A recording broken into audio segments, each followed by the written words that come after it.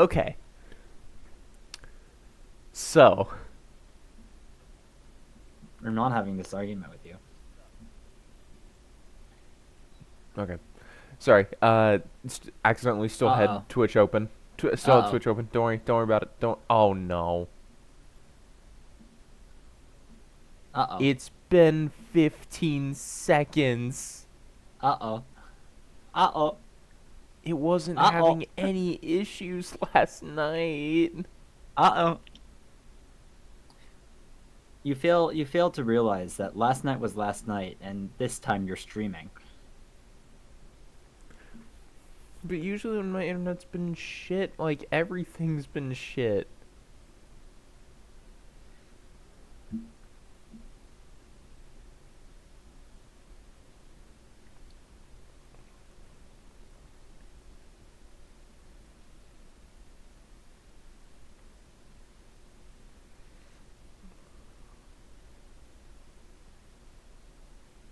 Oh yeah, it's a 2:30. So okay.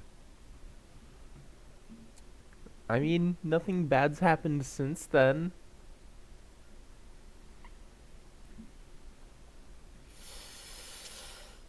Sure. It's fine. Don't worry about it.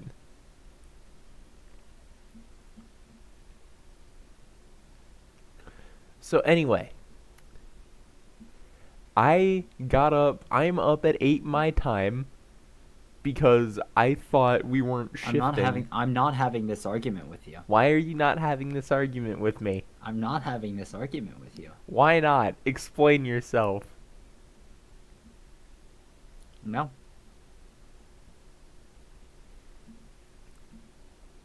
You sent me a message at 5 a.m. my time asking for clarification. It was a little late at that point to get clarification. Well, I asked you generally just to make sure that you had something to see when you woke up. So if it was indeed your time, then you would answer me with a yes. And if it wasn't, you just wouldn't answer. Good news. It worked. Good news. Good news. I'm a genius.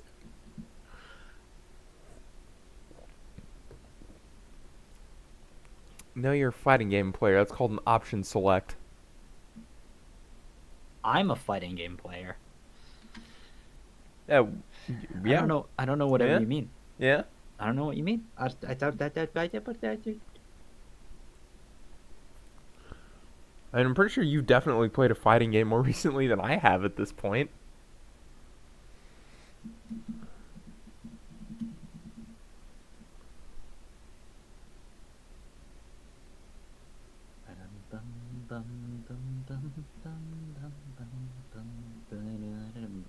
Okay, is this ad ever gonna fucking start? There it is.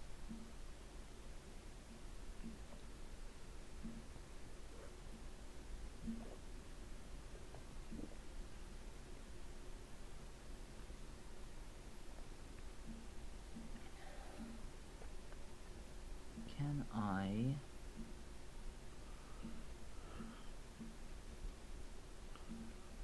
Yes, I can. Okay. Spam. No, wait.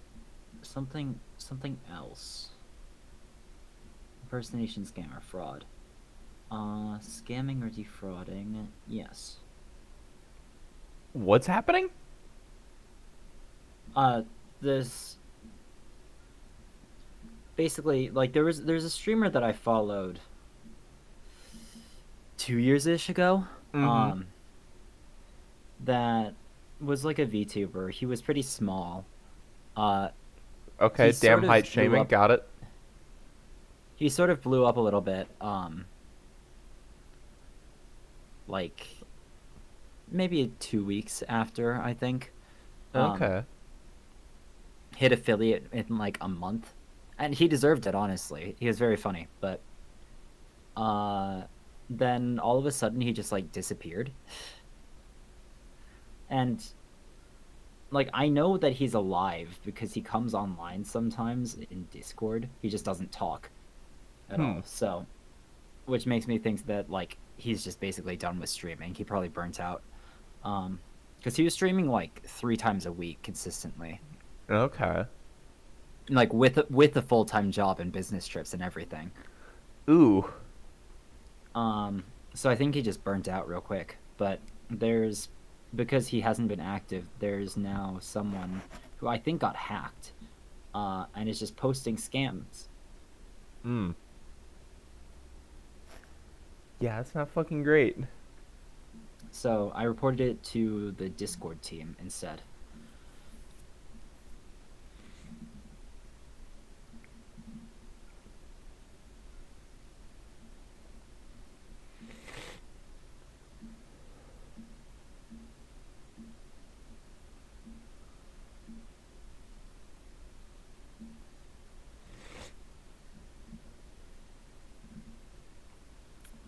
Okay.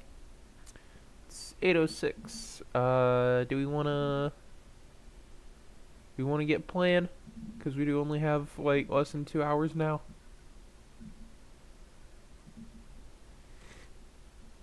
Yeah. Okay.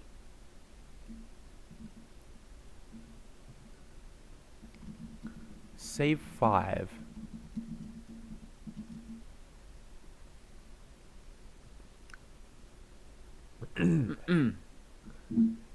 Tyrion. Sorry, I'm also getting my voice ready. Don't worry about it. Okay. We're definitely lost. Followed Lord Steelman's directions to the letter, but it appears you find yourself in the ruins of an old city rather than the estate of the Archduke.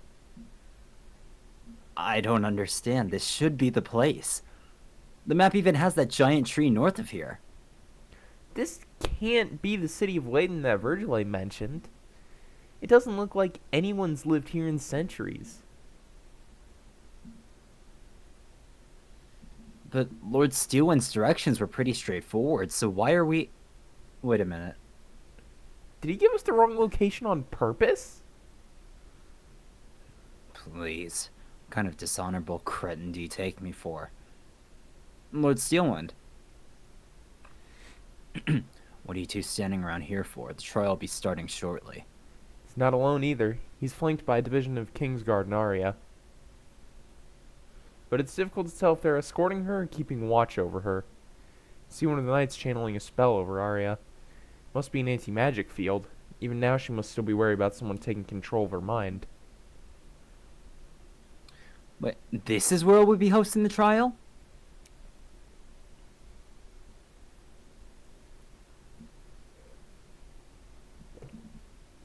Sorry. Yeah? Yes, the Archduke. Sorry, the Archduke has always been sentimental about this place. And I doubt a normal courtroom would have enough space. What? I really don't know what possessed him to trust you. It's a miracle he's even taking part in this at all. But nevertheless, let's not keep him waiting. Before you can ask him to elaborate, he walks past you and heads towards one of the central buildings. So, it seems like the Archduke also doesn't take action normally. No. Interesting. And basically, a firing squad is like trained on Arya in case she moves ever so slightly. Uh-huh. It's completely dilapidated. You're a little worried it might collapse on you while you're in it. Look at the prosecutor and raise an eyebrow at her. But she merely shakes her head. It's clear she's just as lost as you are. Alright, I guess we're doing this. The rooms are filled with everyone who is at the Look at the Grand gallery, Cathedral look at that the day. gallery. Yeah. There's peeking in. And they all seem to be just as out of the loop as you are. The only person who seems to be unfazed by this entire situation is Lord Steelwind. He's taking his position at the opposite end of the room. It seems that he truly plans on prosecuting his daughter. Just to make sure, game volume's okay, right? It should be. Yeah, it's on. I haven't checked. I Yeah, it's remember on. bad music was playing like right before we shifted, right before we saved last time. So Yeah, game audio's on. Anyway, you're the judge. Fuck, I am.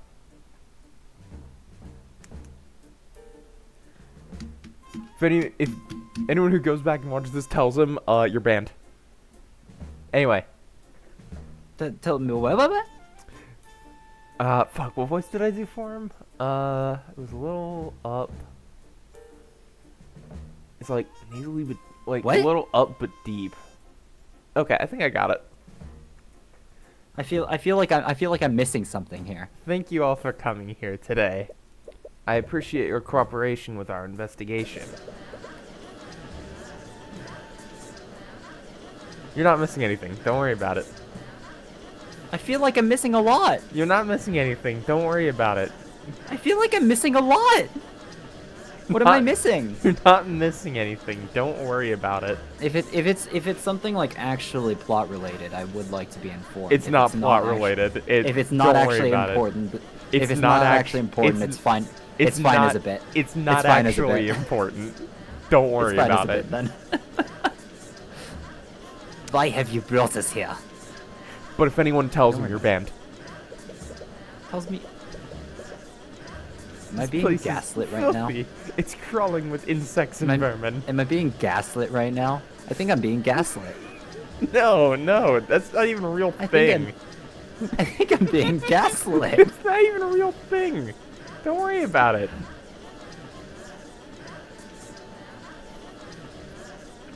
This place is filthy. It's crawling with insects and vermin. My apologies, but what happens here today must be kept under wraps for now. I had to choose a location that was away from modern civilization. But nevertheless, I welcome you all to my home. What, you live here? I do. Grace, I know you wouldn't bring us here unless you were completely certain. But I want to ask you one last time. Is this truly what you wish to do? There will be no going back after this. What? I've made many mistakes in my lifetime. I gave Wyvern the means to protect themselves, but all it did was warp them into something monstrous. Oh? Wait, hold on! I grew bitter seeing what I'd created, so I isolated myself from my people.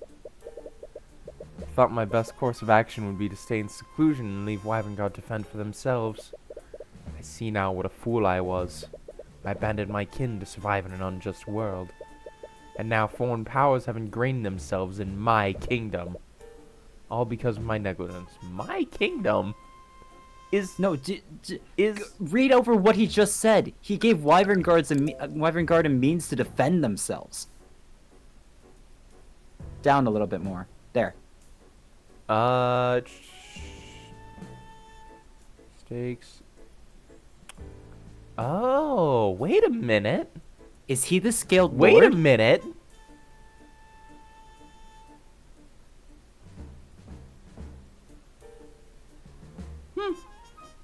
I abandoned my kin. Oh. Is he the Scaled Lord and is Lucio in on this? I don't know. Could be. Could be. Foreign powers? Does he still suspect that you're an agent of theocracy? Well, no more. It's time that the people of Wyvern and their enemies remember who watches over them. Raise his hand, magic beams to swirl around him. What's going on? The entire room is violently shaking. Whatever he's casting, it's unlike any magic you've ever seen before. Oh, this is what Lucio meant. Got it. Yep. Blinding light envelops him, but you can faintly see his form changing. It's expanding, and from it... Wait, is that... Yup. Well, I see why he was on the case select screen now. Yeah, I seems pretty important. What? It's a dragon. The archer consumes his true form. The gallery breaks out into hysteria. Some of them kneel in reverence to the ancient dragon, and some of them cower in absolute terror. You even see some of them attempt to flee before they're stopped by the Knights of the Kingsguard. And the Kingsguard and Lucio are in on this. Yeah. Enough! This may not be a court, but I will have order. You're an ancient dragon. No, you're the last ancient dragon. That is correct, Heavensborn. I am the Lord of all lords. You all stand before Rithalion, the Scaled Lord. Age 1203. Did you catch that? No. The his Scaled Lord. job is the Scaled Lord. The Scaled Lord, yeah. Yeah, age 1203. Remus Virgile is an alias I assume when I walk amongst your kind. Make no mistake, even in my human form, I have always had the strength of an ancient dragon. Till now only the lords of House Steelwind and the kings of Wyverngard have known my true identity. But I will hide no longer. My will alone will determine how this trial ends. I wonder if Rethalion's still alive, like you said. I wouldn't be surprised. Despite everything, our kingdom's constitution still includes him in our government. But really? I completely forgot this conversation. That was foreshadowing. That was actual foreshadowing, because he's a member of the government. Yeah. I completely forgot this conversation existed. As the savior of our kingdom, he was given an honorary position on our political hierarchy. His authority technically rivals that of the king. So that's why you're acting as the arbiter. You're the only person with the authority to convict any and all of the nobles here. Make no mistake, Mr. Cuthbert. I will remain impartial regardless of what transpires here. I will not interfere in this trial, nor will I try to manipulate its outcome. I will only mediate its proceedings, and pass judgment when necessary. Well, that's certainly terrifying. Now then, with introductions out of the way, shall we proceed? Of course, Your Grace. The prosecution is ready. The defense is also ready. I'm sure we're all thoroughly aware of why we're gathered here. Ugh, bleh. A little bit of a stroke there, it's fine. But for the sake of doing this properly, could you please list the charges, Lucio? Of course. The defendant, Arya Steelwind, is charged with several counts of manslaughter. Really? Well, Really? Really? manslaughter. Interesting choice of charge. Her victims include many knights from the Kingsguard who are still unresponsive. And of course, there's Lloyd von Sanctus and Coraline Sybil, the heads of House von Sanctus and House Sybil, respectively. What is this farce? This trial is over before it began. Lady Steelwind clearly overestimated herself. Even a child knows to be wary of Mage Blight. No, don't you see? This is Bahamut's judgment. The divine powers that be clearly think she is unfit to rule the king's side. Might I remind the court of my own testimony? I witnessed Beatrice Frege enter the prayer room before I lost consciousness. Isn't it suspicious that this occurred around 15 minutes before Pierce's death? If I recall correctly, you only caught a glimpse of her. You don't know if it was someone else disguised in an illusion. You didn't even speak to her. That's all the more reason to call her to the stand to explain herself. She has already testified that she has no memories of what transpired during the massacre. There is no need to drag this out any longer than necessary, Cuthbert. My client has a right to a fair trial, and Beatrice Frege's involvement clearly implies some sort of foul play. Enough. I find Mr. Cuthbert's request to be reasonable, and I agree that Lady Frege's actions are quite suspect. Very well. Let the defense have his battle. I only hope for his sake that his blade strikes true. Why is everything a war metaphor with you? Oh, fuck me. Beatrice?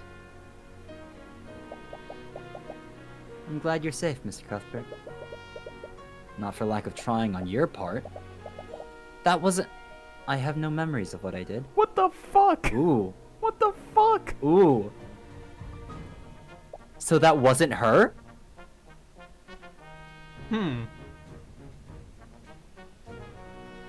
That either that wasn't her, or she did intentionally show herself. Yeah. If I hurt you, I am truly sorry. She actually looks pretty sincere. But it's not as if this is the first time she's lied to you.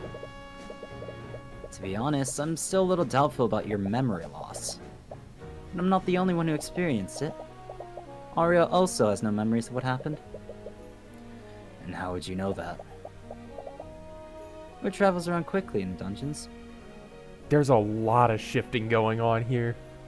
Yeah, no, that was just an Eris flash, wasn't it? Yeah.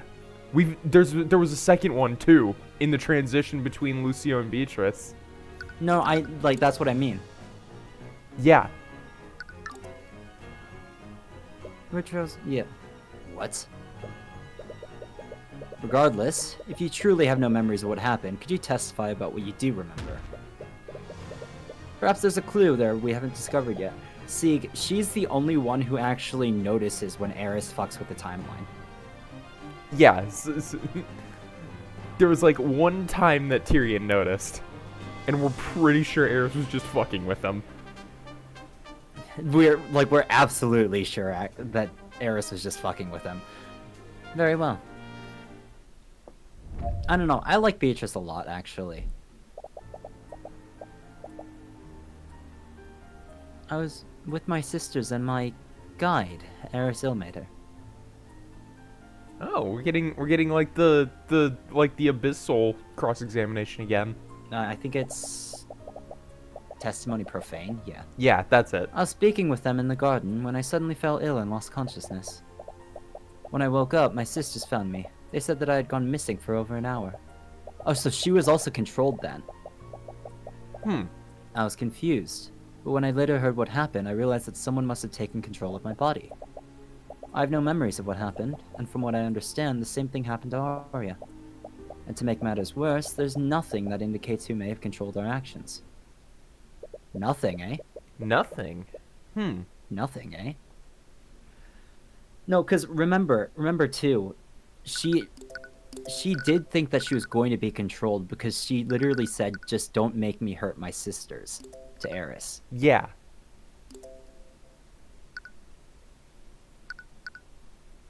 I think we should press that first though, because it might not be the mark. It might not be presenting the mark. It may be the mark though. Yeah, but just in case, I think we should press it first. Yeah. So she's also saying that someone was controlling her. Well, her testimony does match up with Arya's statement. There's something off about the way she's testifying. If she were trying to lie to you, she would have been a lot more vague. What is she doing?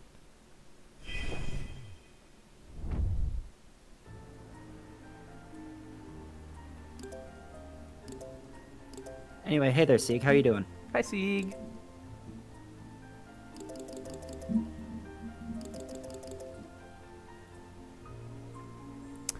God, that is the most... Honestly, that's got to be the most terrifying witness stand ever.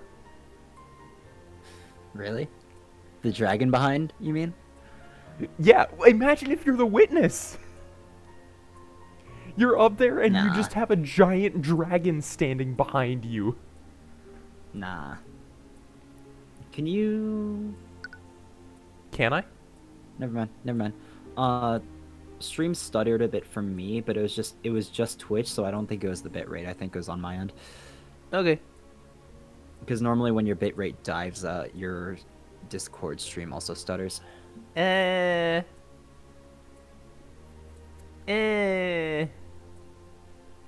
I can tell. Anyway, let's move on. Okay, I guess. Ugh. Okay, whatever. Did it? It's fine. Did it stutter? It's fine. A 1500 bit rate is totally fine. Okay, so I was right. All right. Okay, we'll press. Why would you even bring that up? Well, if you had evidence that someone else was controlling us, it would exonerate both me and Arya. Think, Mr. Cuthbert. Isn't there any... That would be the best case scenario, wouldn't it? She knows. Yep. What? It's nothing. She looks extremely frustrated for some reason. Like, I really do love Beatrice. Like, just the way that she's characterized makes it so that she's both incredibly strong and like unbending. Yeah. Right? Where like she's not the type that gets angry and like pushes against the system just for the sake of it. She's the type that when she's pushed, she pushes back. Like she will never show weakness on a part of herself, and I think that that's really fucking cool. Yeah, But yeah, no, we have to present the purple mark. Yeah, the way she's testifying is a little bit strange. She immediately concluded that someone had taken control of her. And why would she bring up what happened to Arya? I kind of want to press everything else just to see what else might change. And get a feel for what pattern Eris is trying to do. No, Eris is... Because... That's the thing. Is that Beatrice is purposely creating contradictions within her testimony, but she's technically not, like, full-out lying. She's basically pulling a gumshoe on purpose. I see. I'm gonna take a look through the evidence again. That's also why she was so frustrated when Eris changed her testimony. Yep. Or when you pressed her. Because she's intentionally leaving holes so that you can blow it right open. It's the purple mark. It has to be. Because remember, I agree. Arya had the purple mark. Oh my god. So Oh, there's a new website. New website just dropped. Best viewers on smmgreets.ru. Yeah, let's go to a Shall Russian I? domain name. Shall I? Oh. I'm so good. I'm so good. I'm so good. You got it like a split second before me.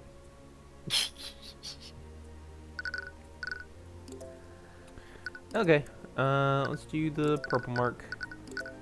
Objection! Always one bot per stream. I don't know why. It's funny though. Why would she say something like that? Found the contradiction, but it was almost like she gave it to you. Yep. No, she's intentionally pulling a gumshoe. Yeah. Beatrice, you said that there's no indication of who orchestrated this. But there is one piece of evidence that does just that, albeit loosely. And what would that be? This symbol. Pull the parchment with purple mark on it and show it to her. Oh, someone's Someone's shocked. Marnath, what are you doing? Oh god, I'm gonna have to kill my voice. Nice, love it. I'm fucking killing my voice doing Lucio Steelwind. Fucking deal with it. He's using his powers to suppress our connection. Magic. Also, you didn't let me read Tyrion's line. Fucking. Okay. You also just skipped Beatrice's line. Maybe. Wow. Wow. Unplayable. Fucking unplayable. I missed the button. Okay. Fucking unplayable. What's wrong? I can't actually see what you're trying to show me. Marnath, can you stop being petty and just let her see it? I don't take orders from you, Heavensborn. I wonder, Mr. Cuthbert, what is on that parchment? You see, Beatrice, Arya has been investigating a string of murders throughout Wyverngard. These murders appear to be unrelated, despite how gruesome they are. But they all share one thing in common. This symbol was found at each and every crime scene. Objection! Don't tell me my daughter's roped you under a little conspiracy theory. Your mind control defense would be laughable if it weren't downright insulting. Lord Steelwind, during the gap in Arya's memory, someone placed this mark in her pocket. It was clearly some sort of taunt from whoever orchestrated this. Nonsense. She clearly drew that symbol herself during her psychotic episode. I've had to listen to her go on and on about her insane theory. She was obsessed with it. Mr. Cuthbert, aren't you curious about what just happened? What are you talking about? Think about it. Why did... My apologies. I don't know why I said that.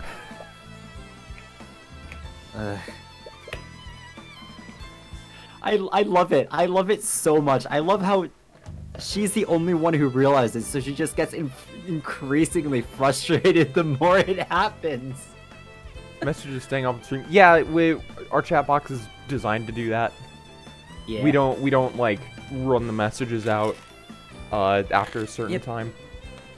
God, I love Beatrice. I love Beatrice as a character. Is everything okay, Beatrice? Yes, I'm perfectly fine. Also, why did Maraneth not show the symbol to her? That's what she was trying to say. Yeah. Why was Maraneth suppressing the connection? Is there something about Beatrice seeing the symbol? Anyways, it looks like you'll have to figure out the rest on your own. Sorry, Is taking there medicine. something about... Okay, go ahead. Is there something about the symbol that makes it so that someone contracted to a demon are similar? I wonder. Don't know. Figure out the rest on my own? What do you mean by that? There's nothing to figure out. Your Grace, these two are making a mockery of us by spouting these insane theories. The defense clearly has no case. End this at once. Considering what I know, I'd like to indulge this theory. Cause he was there during our argument with Arya. Yeah. Yeah. What? Judge is finally giving you a chance for once. That's a first. Shouldn't waste this opportunity. Yeah, because he's not a judge of a corrupt system. He's like No, he's you know, he's the scaled lord. He's not going to. This he's isn't- above it. Yeah. I've actually been noticing it for quite a while. Beatrice has been acting strangely since the trial began. It's suspicious, but not in the way that seems to implicate her. It's almost like she's intentionally trying to make you realize something. Why don't you pull on this thread a little more? Just ask you if you were curious about what just happened. You're not sure why she stopped herself when you ask for elaboration. What event was Beatrice referring to? But whatever she's trying to draw your attention to must be significant. Maranath hid purple Mark from Beatrice. Maranath. He didn't allow Beatrice to see the purple mark.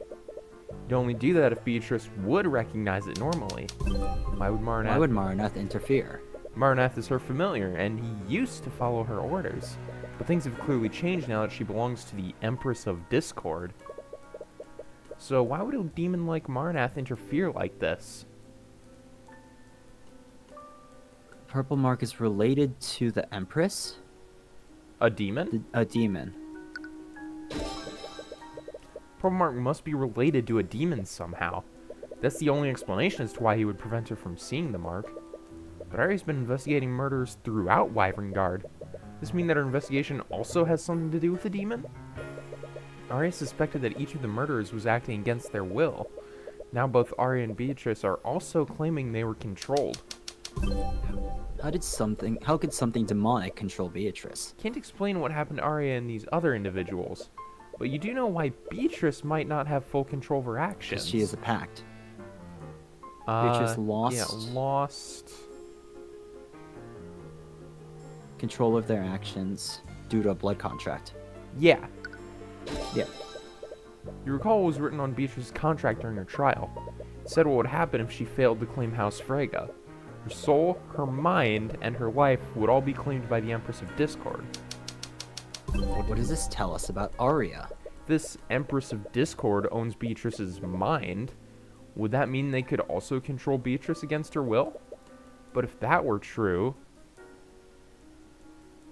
Arya lost control of her mind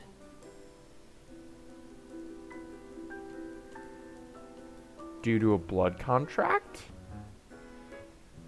Wait, Probably. is that That's probably the crest. It could be. No, that can't be right, can it? Did Arya seriously sign a blood contract with a demon? But why would she ever do that? But it's the conclusion that makes the most sense.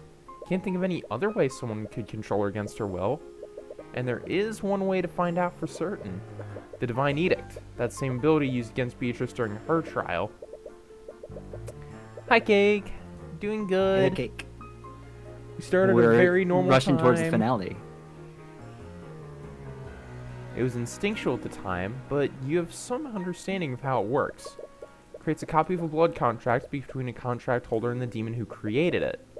But for it to work, you need to know the name of the contract holder. In addition to that, you need the name of the demon who created the contract. Which demon did Arya make a blood contract with? Right now, you're only relying on guesswork. But going off of what you know, the demon who made the contract must be... Empress of Discord. Eugene Haraldson. Eugene Haraldson. Eugene Haraldson. Yes. Why would you even... You feeling okay? As far as you know. Okay, that was good. That was good. God, this game is so fucking witty. It's so good. The so-called Empress of Discord. That Okay. from Sieg, that bastard. He was very condescending. He would deserve it. Anyway, The Archduke is the Scaled Lord. That's what you missed. yeah, it. pretty much. And Beatrice is trying her Beatrice hardest is- to give us the answers. God, I love her. I love her so much. Anyway. So-called Empress of Discord. She was mentioned in Beatrice's blood contract, but you still have no idea who or what she is. However, she was mentioned in a blood contract created by Marnath. She must be his superior in some way. That might explain why Marnath doesn't want Beatrice to identify the purple mark. Not sure if a pseudonym is enough, but it's the closest you can get with what you know so far. You've been awfully quiet for a while, Mr. Cuthbert. What are you thinking about? He's probably imagining new ways to futilely stall for time. I think I've finally figured out why the witness and the defendant can't remember anything. And it would also explain why they didn't have control of their actions. Again with this. If you're so convinced of my daughter's conspiracy, why don't you prove it? There's a fucking dragon. Yes, Cake. There's a fucking dragon. There's a fucking Cake. dragon. We just said that. Don't worry We about just said it. that. There's a fucking dragon. Yeah, the fucking Don't worry dragon. about it. Don't worry about it. It's always been there. Yeah, you know, it's only the Scaled Lord. You know, it's only the creator god. I knew it. Even you don't believe in the nonsense you're spouting. Lord Steelwind, I want to be wrong about this. If I'm right, the implications don't bode well for anyone involved. So instead of telling you, I think it would be better to show you. Empress of Discord, wherever you may hide. Damn it. Oh, Beatrice is smiling. Yep. I knew you could do it. By the Eye of Horus, I issue upon you a divine edict. Release thy guards and manifest your blood contract with Arya Steelwind. Well, shit. Oh! The blood contract seems strange. Unlike Beatrice's contract, it's only one page. Even stranger, there's a large empty space at the top half of the page. There are only a few sentences on the bottom. For the intentions of this contract, the person who hands the contract to Arya Steelwind will be referred to as the patron. By signing this contract, Arya Steelwind surrenders her mind, body, and soul to the patron. This contract will bind Arya Steelwind to the patron so long as they both live. It's signed with Arya's signature. Interesting. Huh.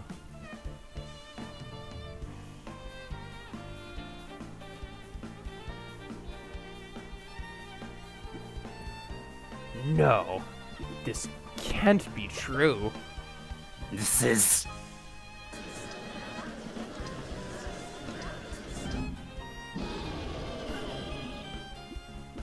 Enough! Stop prattling amongst yourself. Objection! No, this is sham! This wretch has clearly created a convincing fabrication. It's genuine, Lucio. It's impossible to falsify something like this. You can't deny the truth anymore, Lord Steelwind. There is a way to control someone else's actions. Arya Steelwind wasn't affected by Mageblade. She was controlled against her will. But who's the patron? The Empress of... Oh, no. Right? Because the Empress of Discord, as far as we know, is Eris. Because she's acted that way the whole time. Yeah. She loves seeing mortals squirm. It's in red, too. Look at that contract. Yeah. So who's this patron? Person who hands the...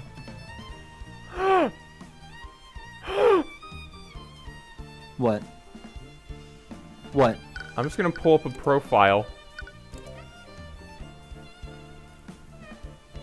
What were Aster and Arya doing right before Arya did something, the first suspicious thing she did? I mean, by that same logic, it could be Aster. It could. It could be either of them. Wait, But- hold on. Go back, go back.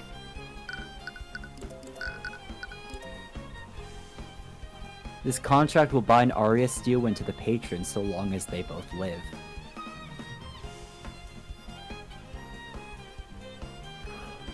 And Aster There's no needed way, to be right? protected. There's no way, And Aster right? needed to be protected. There's no way, right?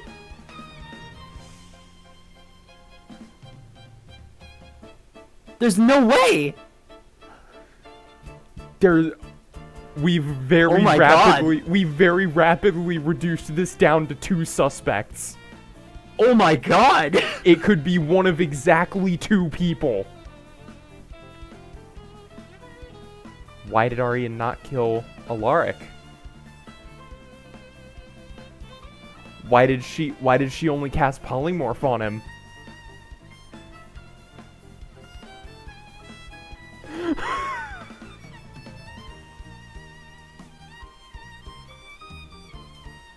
But then that if it is Aster, then why? I don't know.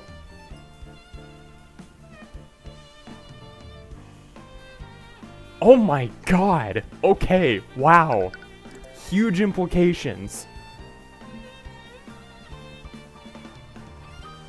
This evidence, there's no doubt that Arya did sign a blood contract. It still doesn't make sense. I agree. Even if Arya was the type of person to sign a contract with a demon, there isn't a single part of this contract that benefits her. Why would Arya sign this contract? Arya, Sign the contract Sign a contract. because it looked like a normal document. Yes. There's a large empty space above the terms of your daughter's contract. When I issue a divine edict, it creates a copy of the blood contract that I call for. I think when she was given this contract, it probably looked something entirely different. Something else was written in this empty space to make it look like a normal legal document. Which means that my client was not in control of her actions that day. Objection! Enough of this, all of you! Do you see now, Lord Steelwind? Arya was not responsible for what happened. That remains to be proven. What are you talking about? She has a blood contract that relinquishes control of her free will. Not having control and not being responsible are 2 very different things, Cuthbert. They have the same glare, look at that. Yeah. And Cake, I No. don't think so. I don't think so. I don't think so. it's for love. I don't think so. But if it is him, then we don't have a motive. We don't have a motive. Well, we don't have a motive for the high priest either, the high speaker. See, but no, because the thing is, if it is the High Speaker, then we will determine his motive in a cross-examination. But if it's Aster, we need to figure out a motive. Because we've known him this whole time, and he does not seem like the type of person to do that. Well, I mean, we've seen he's... Unfortunate sake. You can watch the VOD afterwards. Yeah, I'm trying to be, like, I'm being better about moving, like, at least the Two Idiots stuff over to my YouTube channel. Yeah. I've gotten every part of Tyrion Cuthbert so far, even the parts that are a little split up by internet. Yeah. Have fun, Sieg. Have fun. But look at that. They do have the same exact flair. That's such good artistic touch. Yeah. even the podcasts. Yeah. Even the trauma dump session. God. But we have seen that Aster is way sharper than he lets on. Oh yeah, no, definitely. Like, if he is doing so, then he absolutely has a motive. We just don't know what it is. Yeah. He's not the type of person who would be blinded by power. He is doing this for a specific reason. We just don't know what it is, if it is him.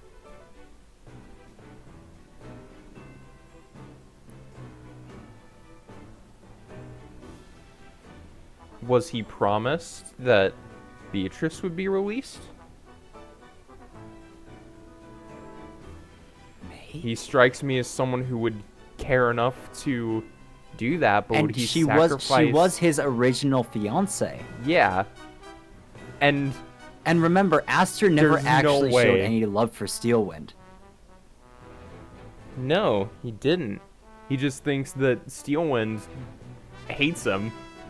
It's either that, or the king was struck by a mysterious illness. Oh.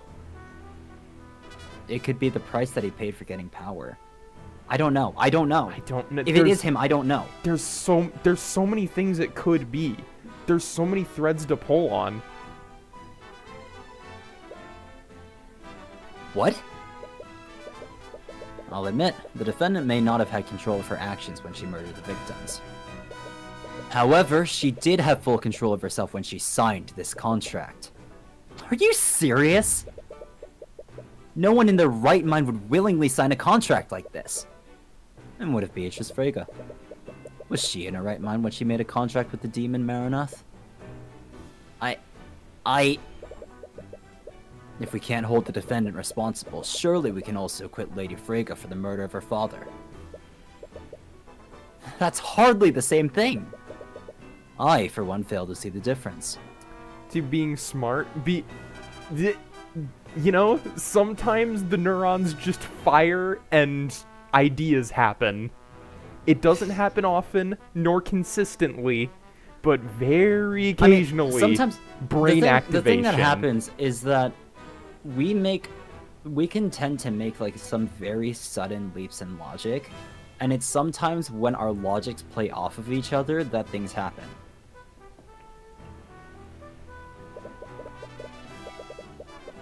A fool made a deal with a demon, and as a result, several esteemed members of the nobility were killed. She's your daughter, Lucio. And how does that change anything? Damn it, he seriously doesn't care if he convicts Arya. Honestly, this only places more responsibility on her for what happened. I could have accepted if she had been reckless and accidentally induced Mageblight. But to sign a contract with a demon? That only further espouses the need to put her down. She was clearly tricked, Lucio. Is that so? As a fellow attorney, would you really sign a contract without carefully inspecting it?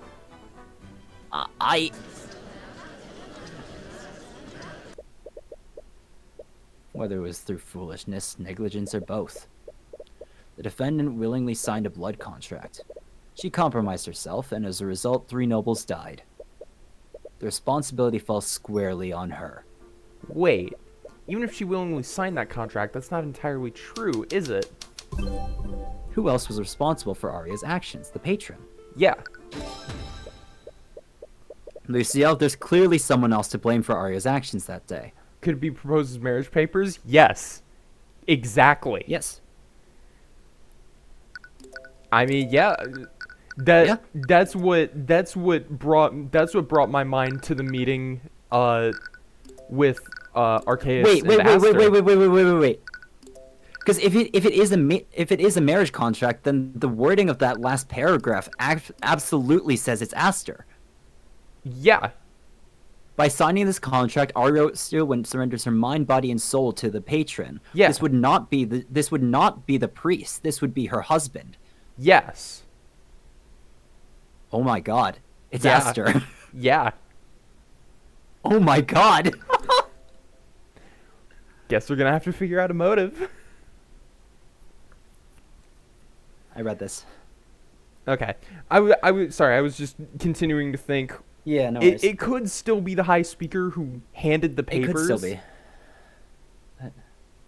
But if she read it, she probably would have had. Oh, she probably would have insisted that Aster be the one who handed it to her.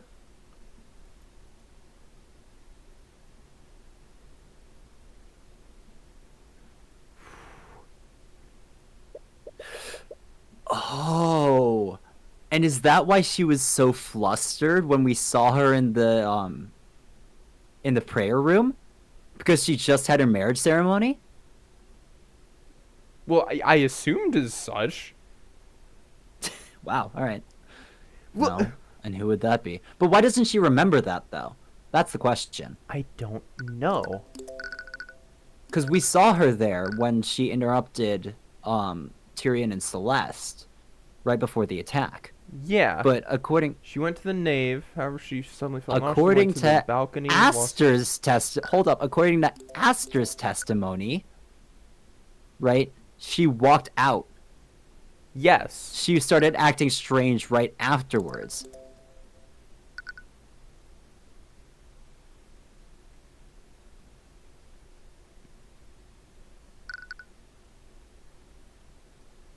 Interesting. Okay. Oh, and who would that be? I'd like to reread my client's blood contract to the court. By signing this contract, Arya Steelwind surrenders her mind, body, and soul to the patron. That can only mean one thing. Whoever this patron is, they took control of my client and used her to murder the victim. We can indict a prince. Remember, Rathalion is above a king. Yep, Or is at we the could. same level as the king. We could. And his coronation isn't official. No. That's right. He could still be out So there. we are actually taking down a king. Now we just need to take down a god. Yep. None of us are safe until this patron is apprehended.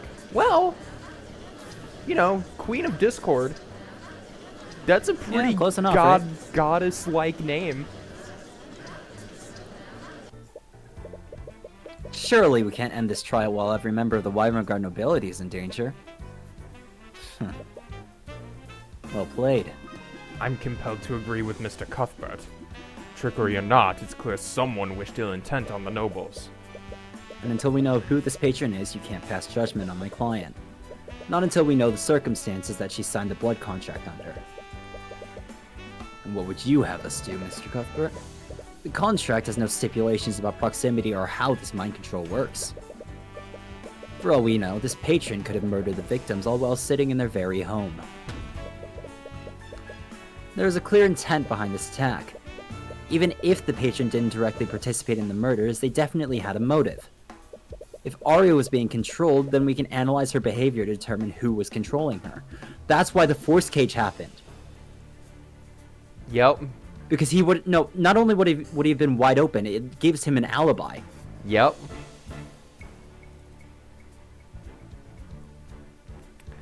I could still see a way this turns to the High Speaker, but it is not looking good for Aster. I see. That does sound as good a plan as any. At the very least, we can't allow this patron to escape justice. Despite the questions raised, we've clearly made some headway. I believe we should take a brief recess to process these revelations. Very well. I don't know. I love how Beatrice, like, absolutely intentionally left those holes in her testimony. Step outside the scale 'Cause board's lair to get some fresh air. Go ahead. Like, it's kind of like, right, where, like, you know, in the later half, I say later half, of his career, like, people do absolutely trust him to be the lawyer who gets down to the truth of a case, right? Mm-hmm. But it's like that, but here, like, they actually know he's competent, and they know that his deductive reasoning is, like, absolutely, like, worth, like, literally worth his price, right? Yeah. Because unlike Phoenix, Cuthbert does not fly by the seat of his pants. Absolutely not. I think the only time that he did was when he interrupted Tamora. And I think that was just highlighted by Celeste wanting to be on the defense side.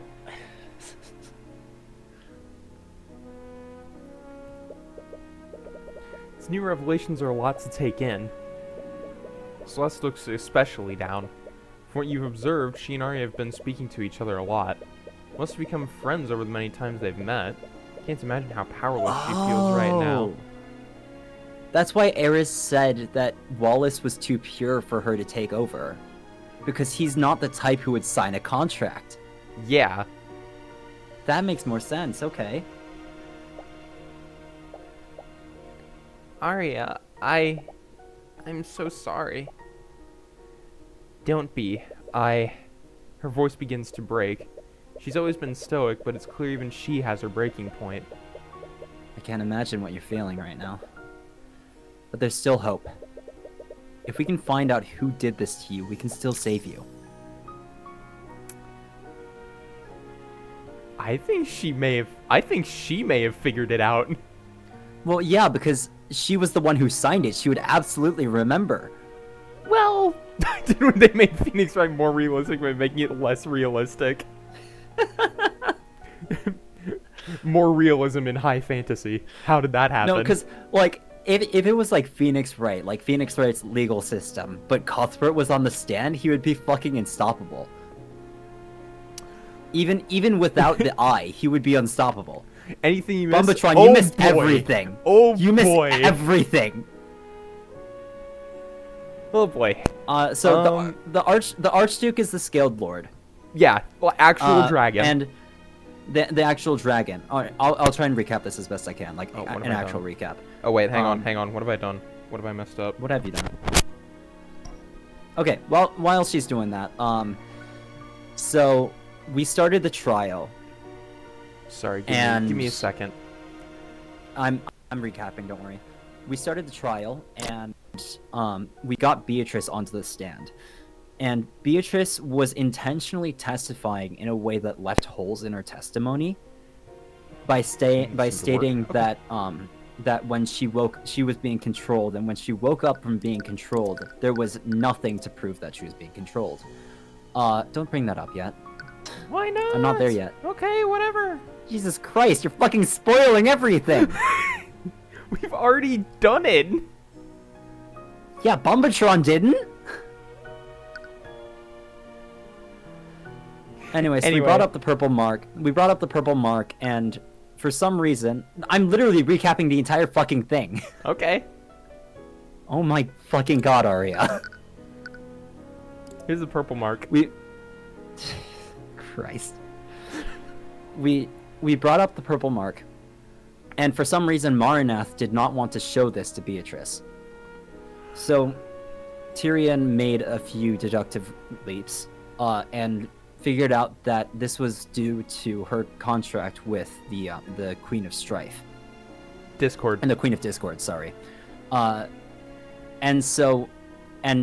due to her contract, which we know, it says that she surrenders her mind, body, and soul to the Queen of Discord, which we figured was the only way for someone to control Arya, so we issued a divine edict on her.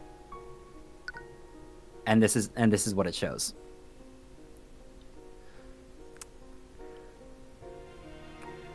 From there we have a very reasonable theory for okay, what happened. So basically, it's one page, about half of the page. The bottom half is the actual blood contract where she says where there's a patron. And by signing this contract, Arya Steelwind surrenders her mind, body, and soul to the patron. This contract will bind Arya Steelwind to the patron for as long as they both live. We were thinking that it was the marriage contract that she signed with the priest. But she would never actually sign this contract, especially with the bottom paragraph, to the priest. She would sign it to Aster. Which is why we think that this patron is Aster. But we don't know why yet. We don't know why yet. I could still see a way it turns to the High Speaker. I figured that the reason why Aster was trapped in the Force Cage was because it gives him an alibi while he's controlling Arya. And real-life Arya figured that the reason why the second prince wasn't killed and was just polymorphed was because Aster was controlling Steelwind. Oh, me Arya, yes. I did think that. That's the first time I've legitimately gotten confused which one you were talking about. Yeah, no, that's why I had to clarify. You missed a lot. Do you remember if you've signed anything recently? Oh no, she knows. She knows. She absolutely knows. Damn it. The patron must have wiped your memories to cover their tracks. But I still don't understand. Even if Epic. I don't remember signing that contract, I don't think I would be that careless. Right. As much as I hate to admit it, Lucio was right. You're an attorney like me, and we always carefully look over the contracts before we sign them. Which raises the question of how the patron got your signature. I don't know. I just... Damn it. We don't even know what circumstances you were under when you signed that contract. For all we know, the patron could have used any number of tactics to coerce you into doing this. That's also possible. Arya, as you're deliberating amongst yourselves, Lord Steelwind approaches you. What are you doing here, Father?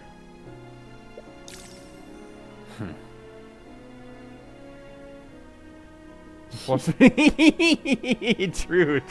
That is Anyway, possible. Ad break. I said we Yep. leave it for a bit. Cut it here. I'm good on water. Anyway, I can go Bumbatron, for we'll leave another you with hour. that information. We'll leave you to process that information. Because hot damn. Yeah, we got through a lot in an hour. It was less than an hour, honestly. It was, because I only, changed to the game, after 8:05. 8:05. 8:05 a.m. We are not having this argument again.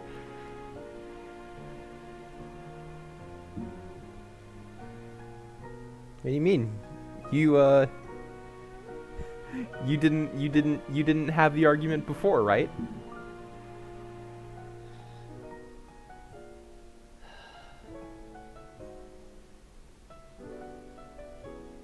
Okay, so I gave you the actual recap, the full recap. I don't know, is the ad?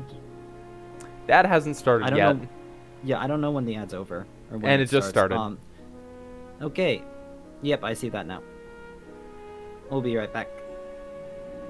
I'll just give Bumbatron the 4-sentence recap. You know, the ones that I'm so good at doing. Yeah. Miss some. Oh, okay. Probably because.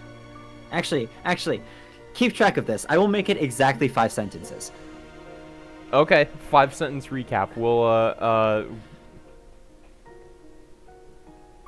I will count. I don't know what you should do if it's more or less, but Don't worry, I have a plan. uh-oh. I better keep it at 5. You better keep it at I 5. feel like this is how Phoenix Wright feels after he's been caught making a mistake. I better keep it at 5. Mr. Noah, why don't we go for the unlimited penalty? Okay, Bumbatron, are you listening? I need to make sure that you're actually like here and listening, because this is going to be a 5-sentence recap.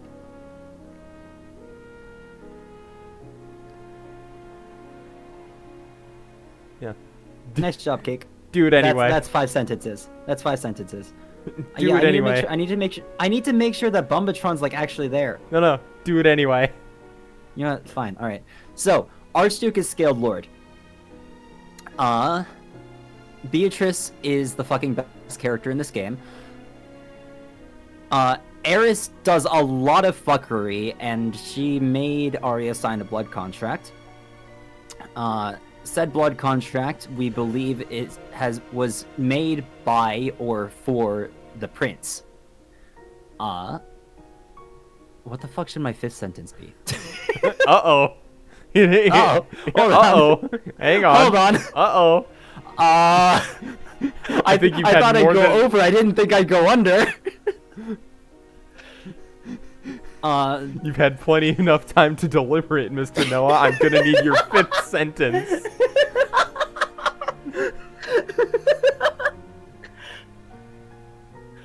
So we think that the prince did it, but we don't have a motive. There we go. That was kind of covering the same information as your 4th sentence, I'll be honest. But we don't have a motive though. Could have just said we Because don't have a motive. we have basically all the evidence, but we don't have the motive. So like at this point in time, I can't actually say for sure if it was the prince. Fuck you, curse of drinking. I'm gonna fucking down a thing of table salt. Hold on.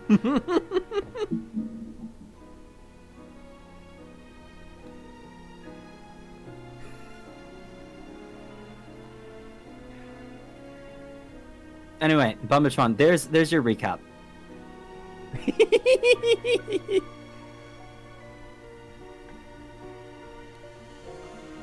I guess I'll drown. Oh, hey, Ed. Thanks for stopping by. I don't think I've ever related more to Phoenix Wright than I have this past like 5 minutes. Drink. Curse of drinking. Because just the I believe you have enough time to deliberate. Like I know you can't see me, but if I were a sprite, I would absolutely be the sprite of Phoenix, like lean over the fucking table, like sweating. Yeah.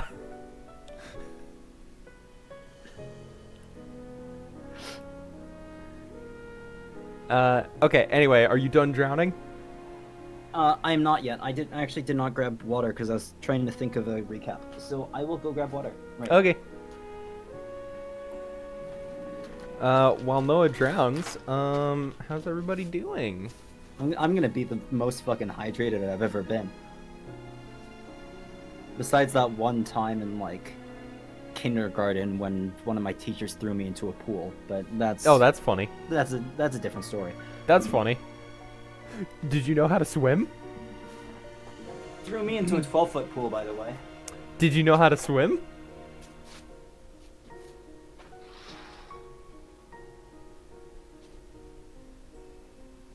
Country next Call of Cthulhu one-shot should take place. The great state of Massachusetts.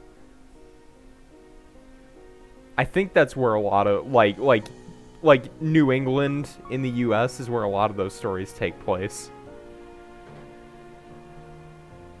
Because H.P. Lovecraft was, you know, very much a it's like the Northeast United States. That's kind of called New England. Generally, when people think of New England today, though, they think Massachusetts, because that's where the it's about a 2010s hospital.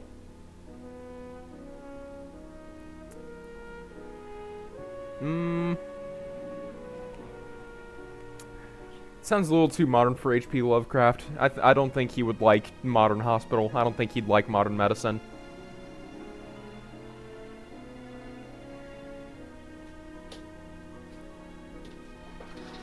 Lovecraft, in case you don't know, astoundingly racist man. You also, yeah, you got there.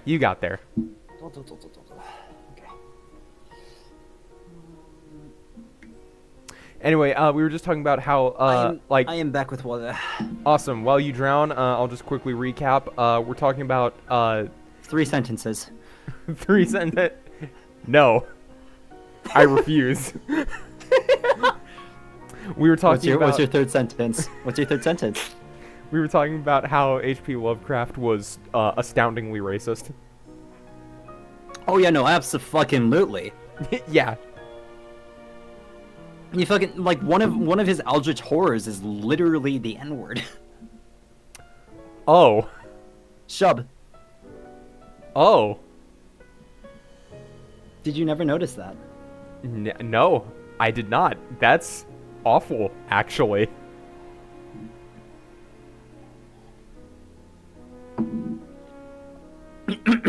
Yeah, no, like, he was absolutely a terrible fucking human. But it's one of the things where it's hate the creator, not the product. Usually do homebrew. Yeah. No. I'm not saying you shouldn't play Call of Cthulhu. It, like, Eldritch Horrors are a fascinating concept. Yeah, we're just saying that H.P. big... Lovecraft is a really shitty person. Yeah. I mean, fuck, I love Eldritch Horrors, you know, as much as the next person. I played Bloodborne. That game's great.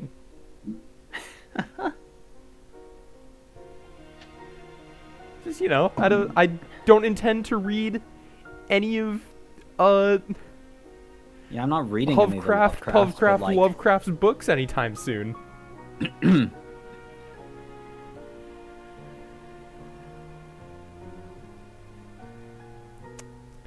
Anyway, back to the game.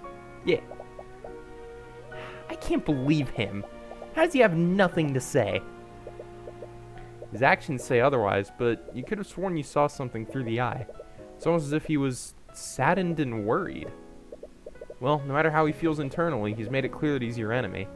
Whatever his motivations are, you'll overcome him, just like everyone else. See, because I feel like his stance must have also changed now that he knows for sure that his daughter was controlled, right? Because if it's Mage Blight, right, then that would still be her own fault for pushing past her own limits. Mm-hmm. Which would still make her a failure as a Steelwind. But if it were some sort of trickery that made her lose her mind and be controlled, then that's not her fault. Yeah.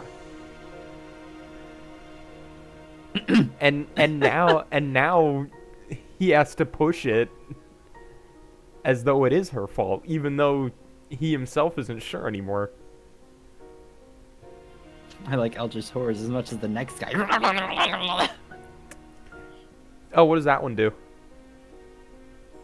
What does that one do? Oh, no, I get the joke. Yeah, I get the joke. What does that one do? Anyway, we should head back, Celeste. Right. No matter what it takes, you're going to see this through. No matter if it's man, king, or god. Court is now resumed. Shall we pick up where we carried off? How would you like to proceed? Pick up where we left off, or pick up where we carried off? Isn't it doesn't carry off mean resume? Or am I getting things mixed up? Carry on is resume. Then it should carry be off pick would up be where the we... opposite? I don't know. I've never seen that before. I'm sure it's correct, but I've never seen that before. I have never seen that before either. I've always seen pick up where we left off. Yeah, I've seen that too. But it makes sense if carry on is continue, then carry off would be stop, right? I mean, carry off is just like, oh yeah, I'll bring this with me, and walking away. Something like that. I don't know. Anyway, fucking unplayable game. I think we should review what we do know about the murders. We do have a plethora of witnesses to work with. That's correct. So let's start from the beginning. It all began at noon yesterday morning. I was at my house in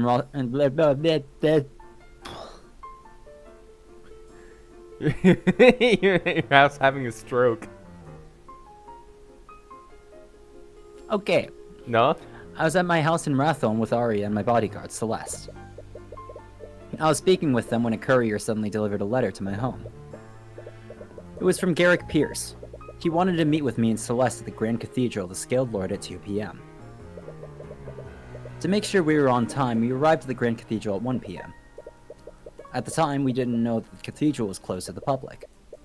But the knights guarding the cathedral allowed us through anyways. Apparently, they were expecting us. That should not have been possible. Due to the solemnity of the situation, we were very particular about who was permitted to enter the cathedral. We thought that it was Eris. What if it was Aster? Oh. Because in order to control someone, Eris has to use a blood contract. But if it's a royal order...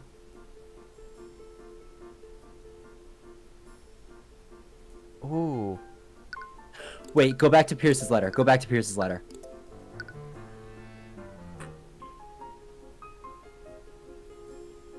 Oh no, I think I know what happened. I think I know what happened too.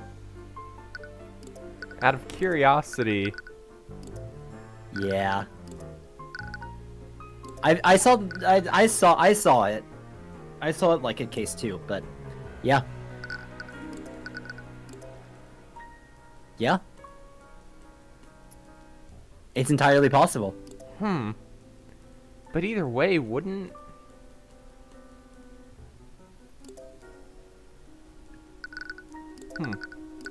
But that definitely gives him a reason to kill Pierce.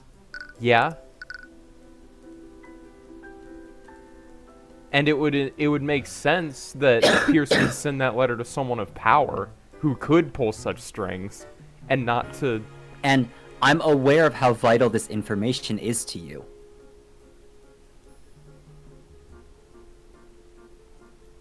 So then why would that information be so hurting to him? I don't know. There would have to be something really weird going on with like the line of succession, because Celeste is definitely younger than Aster. Aster would be And the it's firstborn very regardless. clear that Aster and Alaric are related, and they have such a long gap between ages. Yeah. He's not adopted. No. He shouldn't be. I don't know. We've never seen the king. We haven't seen the king. But if he was adopted, that also blows the hole through our idea, because then they won't look anything alike, right? Yeah. And it would also mean that Alaric would need to be adopted as well, which, since they look so similar.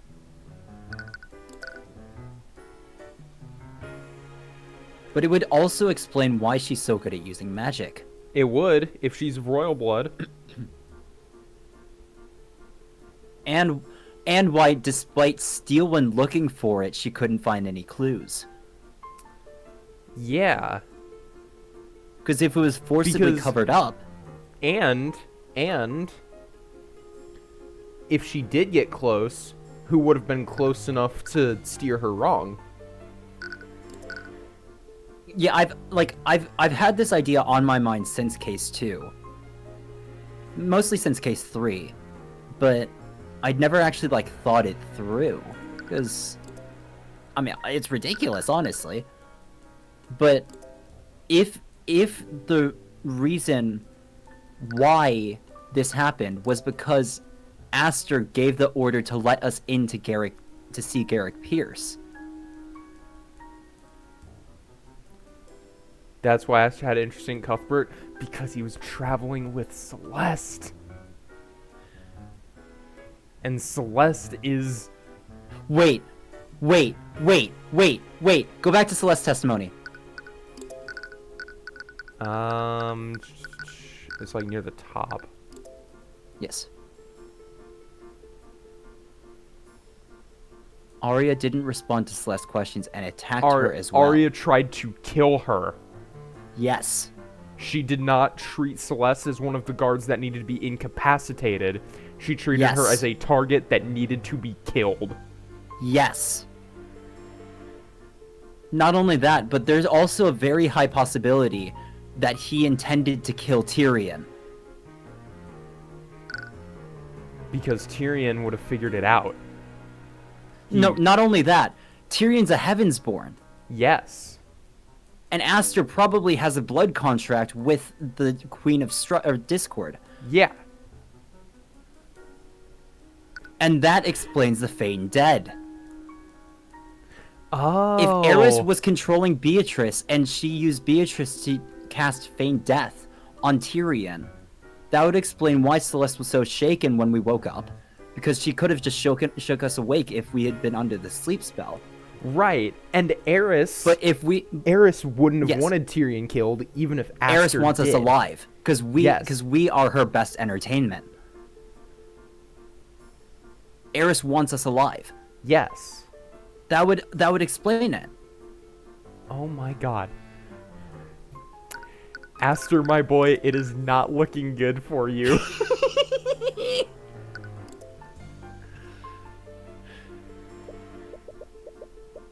Or you two entered the cathedral legally. Well, I'm sure the knight from the Kingsguard can vouch for us. I know about every order given to the Kingsguard. And none of them were told to let you two through. It's possible the knight we met fell comatose like the others. And as long as they're unresponsive, we'll never know.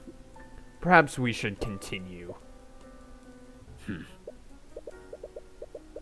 Anyways, we arrived at the Kirch. The Kirch. Jesus Christ, what is wrong with me today? We arrived at the Kirch and spent the next hour sightseeing before we went to meet with Pierce. Okay, but why... You know what? Questions for later. Let's actually make progress before I go on another tangent. In that time, we met with Remus, Lucio, Arya, Aster, and Alaric. And around that time, Arya and Aster left together to meet with a High Speaker in his quarters. While exploring the cathedral, we spoke with Von Sanctus and Sybil. Then we spoke with the the fucking unicorn. Then we spoke with the 3 Frigga systems in Eris Ilmater. Ugh, what the fuck is wrong with me? Jesus. You're just having a stroke today. You need some sleep. Alyssa Ilmater. She's a friend of Beatrice Frigga. The Kingsguard wouldn't let her bring her familiar into the cathedral, so she brought Eris to guide her instead. Anyways, we left the garden around 1:45 p.m. to meet with Pierce in the prayer room. At around the same time, Arya left her meeting with the High Speaker and fell nauseous. Why were the other heads killed unless he wants to destroy all the other houses for more power? He might want to consolidate, because remember... Yeah. Aster was one of the more sane ones who admitted that the system was rotten. Yes, and that it's was possible that that he was the wanted to question I consolidate was power. going to ask before I decided against it and just wanted to make progress. So don't worry, I fine, always fine. Call of ambulance.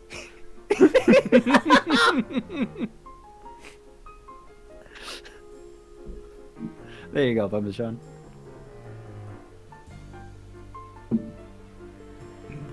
The last thing she remembers is looking at Lake Galakrond. A likely story. Regardless, at 2 p.m. Aster went to pay his respects to his father's body. Unbeknownst to him, a mage had placed a glyph of contingency in front of his father's coffin. Who can cast glyph of contingency again? Do we know? Spell compendiums?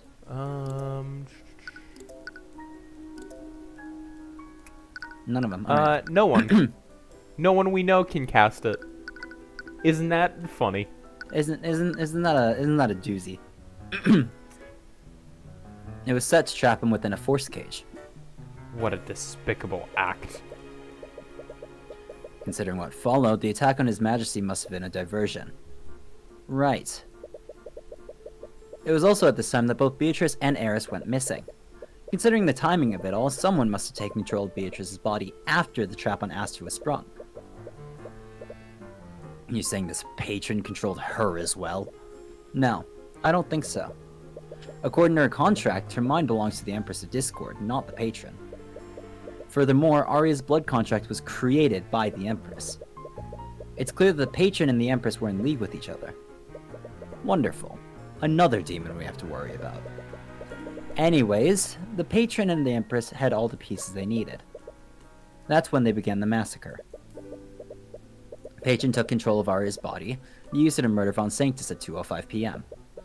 Presumably, Arya started a fire in the common room around this time.